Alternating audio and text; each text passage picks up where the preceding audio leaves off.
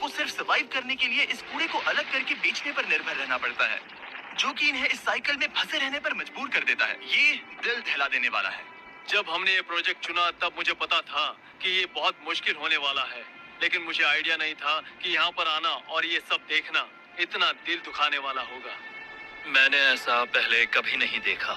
मैं अभी अभी बाप बना हूँ और बच्चों को इस तरह के माहौल में काम करते देखकर मैं अंदर से पूरा टूट गया और पता नहीं इसे लफ्जों में कैसे बयां करूं। ये सही नहीं है। एक इंसान के तौर पर हम ऐसी चीजों को होने देने से भी अच्छा कुछ कर सकते हैं। पर ये डंप साइट ही इकलौती प्रॉब्लम नहीं है। आबादी का एक बहुत बड़ा हिस्सा इन शहरी बस्तियों में रहता है। ये गरीबी और यहाँ रहने के हालात बेइंतहा कठोर हैं। ये लोग अपने घरों को एक रेलवे ट्रैक के पास बनाने में मजबूर हो गए हैं। हम बहाराजान नाम की एक औरत से अभी मिले, जिन्हें ठंड की एक सुबह कोहरे की वजह से ट्रेन से टकराने पर पैर गंवाने पड़े थे।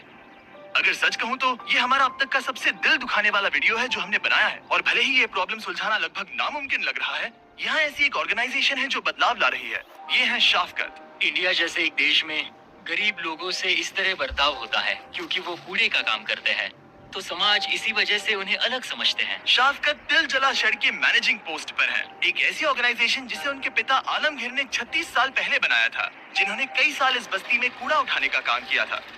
पर वो समुदाय के पहले और उन चंद लोगों में से एक हैं जो पढ़ना और लिखना जानते हैं। फिर वो एक स्कूल टीचर बन गए और जल्द ही समझ गए कि शिक्षा की वजह से उनके लिए मौकों के कितने दरवाजे खुल गए हैं। और इसीलिए 1987 में उन्होंने हर एक कमजोर बच्चे को क्लासरूम में डालना अपना मिशन बना लिया। हर एक इंसान को जन्म से ही अधिकार होते हैं। काम मिलने का अधिकार, अनाज पाने का अधिकार, शिक्षा पाने का अधिकार। गरीबी समय नहीं देखती, वो हर दिन संघर्ष कर रहे हैं। क्योंकि उन्हें कभी कोई शिक्षा नहीं मिली, इसलिए छोटे बच्चे क्राइम कर रहे हैं। हमें वो सभी मौके इन बच्चों के घर की चौखट तक लाने होंगे। इनमें से एक बच्चा है अकबर, एक लड़का जिसने कूड़े के समुदाय में जन्म लिया था। बड़े होते हुए इसके पास परिवार के साथ कूड़ा साफ करने के अलावा और कोई रास्ता नहीं था ताकि ये सिर्फ सर्वाइव कर सके। उसका मतलब ऐसी जिंदगी जिसमें ना ही शिक्षा है, ना ही सुरक्षा है, और सबसे बड़ी दुख की बात, ना ही एक उज्जवल भविष्य की उम्मीद है।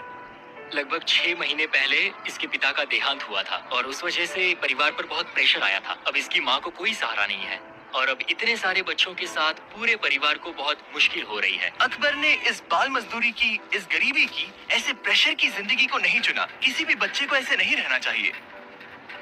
इसने गेट्स के बाहर से स्कूल देखे हुए हैं, पर कभी इसे क्लास